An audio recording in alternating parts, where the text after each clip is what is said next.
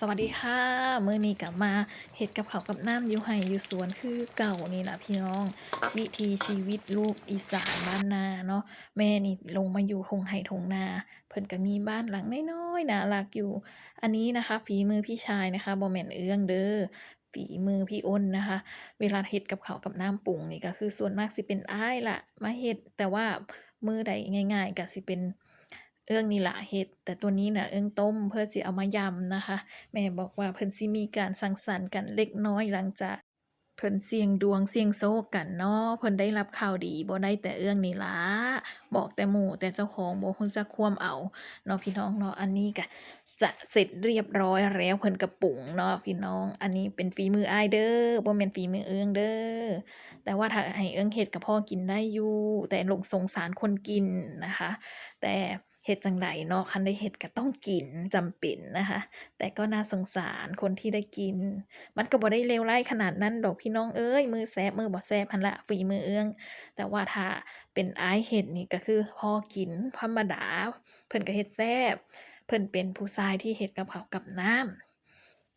บ่คือเอื้องค่ะเอื้องนี่ก็คือเวียกเรือนเวียกชานเวียกเก็บเวียกเมียนเนี่ยแม่นเอื้องเตรียมของเนี่ยแม่นเอื้องค่ะอันนี้ก็เรียบร้อยนะคะพี่น้องเอ้ยอัดคลิปก็ลืมกดปิดก็ได้ตัดต่อกันอีกต่อไป กาบมาต้มใส่กันอีกนะคะพี่น้องมาเบิ่งอันนี้ก็คืออึ้งเอาใส่ลงต้มก็ใส่เท่าที่อึ้งเห็นเนาะเวลาอึ้งเฮ็ดกับข้าวอึ้งก็จะคิดว่าโอ้เพิ่นต้มเพิ่นอันนั้นนี่มันสิมีหยังแหน่อึ้งก็คิดได้อึ้งใส่ลงไปเลยพี่น้องบ่ได้มามีสูตรมีสีดอีหยังมากมายเด้อเฮ็ดได้กินได้ก็พอบ่ต้องมาแบบว่าต้องอันซั้นต้องอันซี้มันก็เลยกลายเป็นว่าเฮ็ดแบบบ่กล้าเฮ็ดให้ไผกินนะคะเนาะ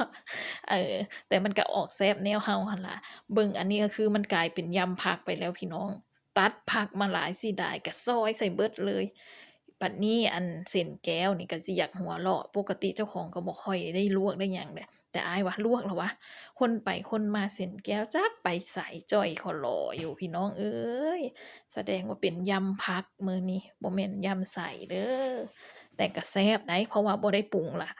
น้ำยำนี่ยายปรุงไว้เรียบร้อยแล้วพี่น้องบ่ต้องห่วงอันนี้ค่ะเฮ็ดเป็นแบบนี้ค่ะคันให้เฮ็ดถ้ามีอะไรที่สำเร็จแล้วมาประกอบมาคนๆโคโลกโคโลดกะสิเฮ็ดได้กะสิไปได้มาได้คนกินก็พอได้พอกินอยู่เฮ็ดจนค่ำพี่น้องบัดลาโลดลืมนึ่งข้าวมาหุงข้าวหม้อหุงข้าวอันนี้เป็นตาแพงเด้อพี่น้องเด้อยายหั้นเพิ่นอยากได้รอบนั้นได้เงินอันไอ้มาร์ก ก็ซื้อหม้อใหญ่ให้แล้วได้พี่น้องบัดนี้ติว่าหม้อใหญ่ยายว่ะกินผู้เดียวบ่หมดเสียดายข้าวว่าซั้นเออเอารอบนี้ได้เงินก็สิซื้อให้คือเก่าบัดนี้ก็มาหาเห็นไปซอกอยู่ในอันบ้านดำเฮานี่แหละพี่น้องเอ้ยเอิ้นก็ไปซอกเบิ่งแล้วเบิ่งอีกเอาส่ำใดน้อขนาดใดน้อคักได้ค่ะพี่น้องอันนี้ค่ะ